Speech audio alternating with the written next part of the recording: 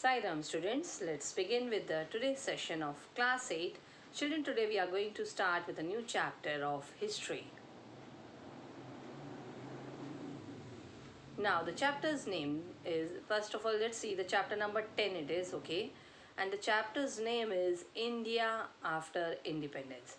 Now what we are going to learn in this chapter, let's see the content of this. In this chapter, children, it is like after independence what happened, then that has been shown. So the main topics that we'll be covering in this chapters, these are given here. First of all, a new and divided nation. Then a constitution is written. Then the next topic, how were states to be formed. Then planning for development. Then the last topic in this chapter is the nation 60 years on. So these are all the important topics that we will be covering in this chapter, that is India after independence. Now let's begin with today's topic, a new and divided nation. Why it is called as a new? See, because after independence we got our India, okay, it's a new nation for us.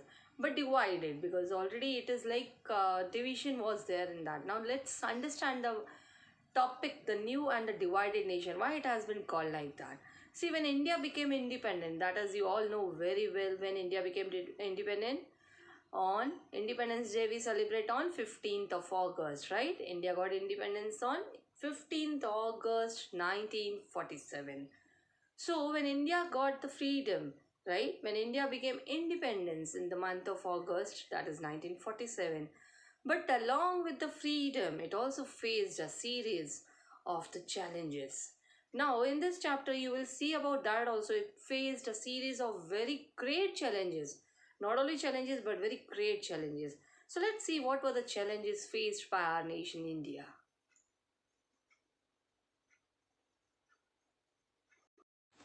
So, the very first thing, see, as a result of partition, after the partition, what happened? 8 million refugees, they had come to our country, India. See, it was divided now, recently we call it as Pakistan. From that, 8 million refugees, they came to our country, India. This happened at the time of partition. So what happened with this? See, if 8 million people will come to your country, definitely they need to be accommodated somewhere, right?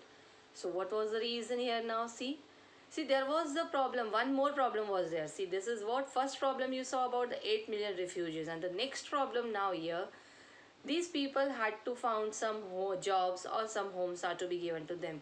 But apart from that, by the time that problem is to be solved, another problem was there, that there was the princely states. Princely states means the states where the Rajas, Nawabs, Maharajas, they were ruling. They were having the hold, okay. So each ruled by a Maharaja or a Nawab, and each of whom had to be persuaded to join the new nation. So they need to be convinced in some way to join the new nation, India. Otherwise, what will happen if they have their small states in between, within the country only? They have their own Maharajas, their own Nawabs. This cannot be done in that way, right? Because everywhere the same policies, same things should happen in all over India, in the nation, that is in the new nation, our country, India. So that is the reason these Nawabs and Maharajas, they had to be persuaded to join the new nation. So now they need to be convinced, correct?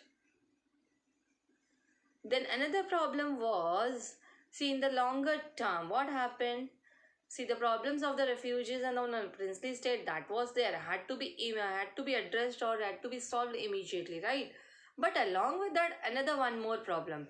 See, this is what I told you. This topic we are going to see about the great challenges that India faced after independence. Okay, first problem we saw about the 8 million refugees, right? Then the problem of the princely state, almost 500 of them, that is each ruled by a Maharaja or a Nawab, right? Then each of whom had to be persuaded, had to be convinced to join the new nation. Now the next problem, the problem of the refugees and of the princely state, that need to be solved. But in the longer term, the new nation had to adopt a political system that would best serve the hopes and expectations of its population. See, before uh, the independence, India was controlled by Britishers, right? So the policies that they made, they were working under that. But now, as a new nation, India has to adopt a political system. Some system is to be made that would serve to whom that should serve, that should serve the expectations as well as the faith, hopes of its population, right? That the political system, if it is not fulfilling the expectations of the Indians, then it doesn't have any mean, right? So the political system has to be in such a way that it should be able to have that complete confidence on the expectations of its population. So now these three problems you saw here in this, right? After that, let's move to the next. What happened then? See, India's population in the year we are talking about, the year 1947, it was large, almost 345 million, right? So it was also divided. How it was divided? There were divisions between the high caste and the low caste, even the majority. Again, that majority and minority groups were also there, like between the majority Hindu community and the Indians who practiced over faith. So unless and until something like some policies have not been made for the citizens of India for following, nothing can be done. So this division will go on increasing among the high caste and the low caste. Even the majority will form their own group, that is the Hindu community, and the minority community will be left behind, right? This will happen. And for practicing over faiths, like the practicing over the cultures of the religions that they have, they need to have some principles for that, right? So now what will be done for that? And we all know very well, as a citizen, the citizens of this vast land, we many different languages are spoken in India, right? And even people have the different kinds of dresses, they wear the different kinds of dresses, and even the food that we eat, that is also different for each and every community, correct? So, and even they practice the different professions. Everybody doesn't belong to the same profession.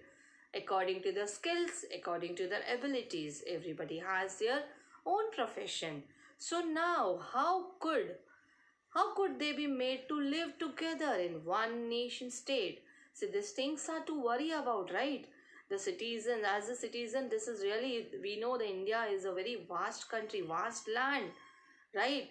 Where the people speaks different languages, where the people wear different kinds of dresses, where the people eat the different kinds of food, and they practice the different professions. But how could they be made to live together? How they can be bonded together in one nation state? Now, how this can be done? Then the next problem to the problem of unity was added, that the problem of development. See, one problem already in the initial stages, we have seen the 8 million refugees, they came. Then we saw the problem of the princely states, right? Then we saw the another problem here again with that political system should be made so that it should serve the hopes and the expectations of the people, that is of its population, huge population, right? Then along with that, we saw the India's population also, the people with different culture, people with different dress system, with different kinds of food, with different languages. Again, there was a problem with that, how they can be accommodated together in one nation state. Now, to this, along with this many problems, one more problem of development was also added to that. Then, at independence, the vast majority of Indians lived in the villages. Then, what happened there? The farmers and the peasants, they depended on the monsoon for their survival. So, did the non-farm sector of the rural economy, for it the crops failed? If the crop, because see, they were totally dependent on the monsoons, correct? If the crops failed, if the monsoon is not proper, the crops, even the cultivation will not be proper. The crops that have been sown will be wasted. So even the other professions will depend on them, that is barbers, carpenters, weavers, and even other service groups would not get paid for their services either. So all these sectors were connected to each other. farming sector, okay, farming and the non-farm sector, they are connected to each other. If farming is done well, definitely the non-farm sector will also be benefited from that. But here now, the farmers, they were totally dependent on the monsoon for their survival, and non-farm sector, that were they were dependent on the rural economy. Even they were dependent on the farmers, right? So this was again the problem here now. So how this, like, now we are going to learn about the problems only. We will see the solution of that also in the future, this upcoming topics. Then what happened in the cities? See, in the cities also, the factory workers, they lived in crowded slums. Crowded slums, you understand very well. Slums also you know very well, right? But they have very little access to education and the healthcare facilities. As they were living in the crowded areas, the access to education, many were not able to get the education also, and even the basic healthcare facilities were not available. So what happened here now? Now we can say clearly the new nation, right, had to lift its masses out of poverty. Masses means the people, those who live in villages here. They have to lift them out of poverty. How they can be lifted? What are the solutions to just bring them out of that poverty? By increasing the productivity of agriculture and by promoting new job creating industries.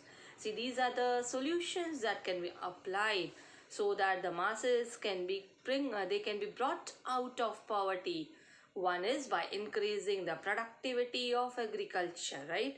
Productivity should be increased. The measure should be adopted in such a way so that the productivity in agriculture should be increased, and by promoting the new jobs opportunities, the new jobs and the new promotions should be given in the industries also. Those who are involved in farming, they will be getting benefit by the productivity of agriculture. Those who are in non-farm sectors, they will be getting opportunities by through industries, right? So they will be getting benefited in both the ways. But then unity and development, we know these things, this had to go hand in hand. These two things cannot be separated from each other. See, unity is there, then only we can say we can achieve the development. If we want to have the development, definitely the Indians need to have, the community need to have the unity among themselves, right? So if the divisions between the different sections of India were not healed, if the divisions among the high and high caste and the low caste and all these divisions, if it is not healed up, like if it is not settled down, they could result, what will be the result of it? They could result in violent and costly conflicts. That is high caste fighting with low caste, Hindus with Muslims on the basis of religion, and so on. So all these things need to be balanced properly. If we need, that is the reason unity and development has to go hand in hand. That cannot be separated.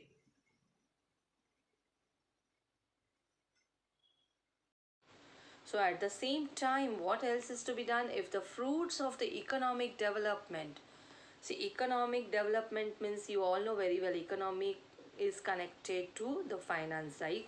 The money. It did not, if it is not reaching the broad masses of the population, it would create fresh divisions again among them. Because they, if they are to be lifted from the cycle of poverty, the masses are to be lifted from that poverty, so the fruits of the economic development should reach the broad masses of the population. And it could not, then only it will be like, okay, otherwise it will create, if it is not reaching to them, it would create fresh divisions. Fresh divisions among whom? For example, we can say the division will be created between the rich and the poor, between the cities and the countryside, that is the cities and the villages, then between the regions of India, like some regions that are prosperous and some regions they are lagging behind in the prosperity.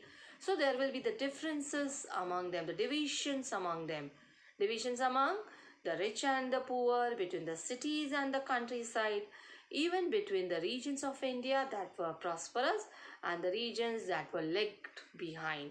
So these differences will continue. If the proper like if that divisions between the different sections of India is not healed properly, that will create many more divisions still after that then. So children, in today's session you have learnt about the topic a new and divided nation. Here we saw the great challenges that faced by the new nation, that is India, right? After partition, the challenges faced by India, okay? So in the next, we will see the solutions that will be related to that, how these problems were sorted out or how that was solved, okay? In the next video lesson, we will be learning about that. So till then, children, go through this presentation very well and try to understand the problems that we have seen in this video. See you in the next session, children, with the next topic. Till then, take very good care of your health.